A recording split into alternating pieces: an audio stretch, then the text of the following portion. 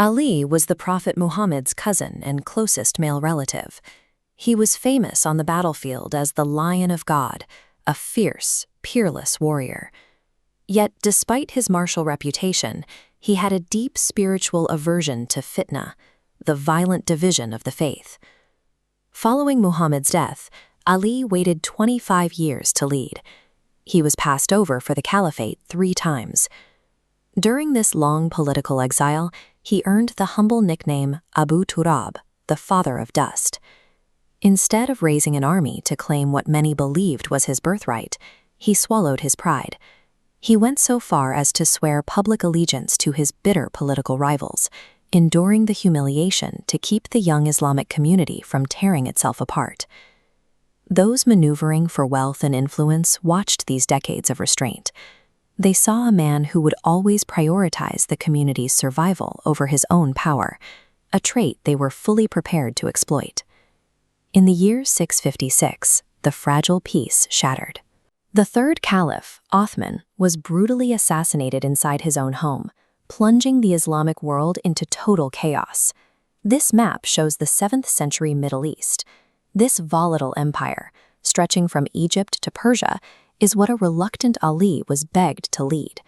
He stripped away special pensions, demanding that the vast wealth flowing from these western provinces be distributed equally. The entrenched aristocrats, specifically the powerful Umayyad clan, were entirely unwilling to comply. They had spent decades accumulating massive estates and political influence, and they were fully prepared to draw swords to protect their riches. By insisting on absolute financial justice instead of offering the expected political bribes, Ali forced the elite's hand. He guaranteed the exact civil war he had sacrificed 25 years of his life to prevent. The rebellion erupted outside the southern Iraqi city of Basra.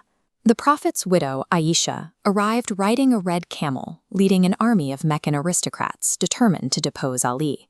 The Battle of the Camel was a visceral slog of hand-to-hand combat. As seen in the dense, inescapable violence depicted in later Persian art, this was the moment a threshold was crossed. Muslims were slaughtering other Muslims by the thousands. Ali's seasoned forces eventually won the battlefield, but the victory was hollow. He roamed among the corpses, weeping openly over the dead from both sides, and issued full pardons to the leaders who had rebelled against him. Despite his mercy, the damage was done. To hold the crumbling empire together, the man who abhorred violence had been forced to become a conqueror of his own people. While Ali waded through blood in Iraq, his true antagonist waited comfortably 800 miles away. Muawiyah, the wealthy governor of Syria, watched the chaos unfold from his palaces in Damascus. Muawiyah took the blood-stained shirt Othman had been wearing when he was killed, along with his widow's severed fingers, and hung them directly on the mosque's pulpit. The sight transformed a distant assassination into a visceral demand for war. Ali established a new capital in the Iraqi city of Kufa, rallied his exhausted army, and marched 500 miles north along the Euphrates River. The two massive forces finally collided on the high plains of Siffin. The armies battered each other in a grueling 3-day bloodbath. Despite heavy losses, Ali's hardened veterans slowly pushed the Syrian lines backward, driving Muawiyah's army to the brink of total collapse. Facing total defeat, Muawiyah executed a desperate deception. He ordered his cavalry to tear pages from the Quran, tie them to their lances, and hold them thrusting up into the sky. The sight instantly paralyzed the Iraqi front line. Terrified of committing a mortal sin by striking the holy text with their swords, Ali's soldiers dropped their weapons mid-battle. Muawiyah had weaponized piety. By turning the sacred text into a physical shield, he manipulated the deep faith of Ali's army, turning their greatest moral strength into a fatal military weakness. Ali saw straight through the deception and begged his men to keep fighting, but his soldiers mutinied. They forced him to halt the advance and accept a rigged diplomatic arbitration with the Syrians. The arbitration was a disaster for Kufa. The unified Islamic empire cracked right down the center, resulting in a bitter stalemate with an anti-caliph ruling from Damascus in direct opposition to Ali. Then came the ultimate betrayal. A faction of Ali's most extreme zealots, the Kharijites, turned on him. They were furious that Ali had stopped the battle and negotiated with Muawiyah, arguing he had compromised the will of God. In the year 661, the violence finally caught up to him.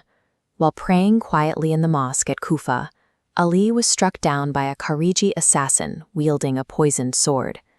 Even as the poison spread through his veins, his ideals held firm.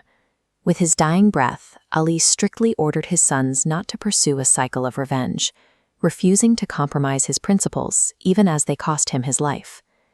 Knowing his enemies would eagerly desecrate his corpse, his followers staged a secretive funeral procession. They tied Ali's shrouded body to his favorite camel and simply gave the animal free rein, walking slowly across the desert at twilight. Wherever God willed the exhausted beast to kneel, they would dig the grave. The camel finally stopped in an unmarked, desolate patch of sand known as Najaf. Over the centuries, that lonely grave evolved. Today, that patch of sand is covered by the gleaming, monumental golden architecture of the Imam Ali Shrine, teeming with devoted pilgrims every year. The worldly empire of Islam passed into other hands, but in his martyrdom, Ali secured a different kind of authority. His refusal to bend to the politics of his age shifted the spiritual epicenter of a new identity, Shia Islam, permanently into the sands of Iraq.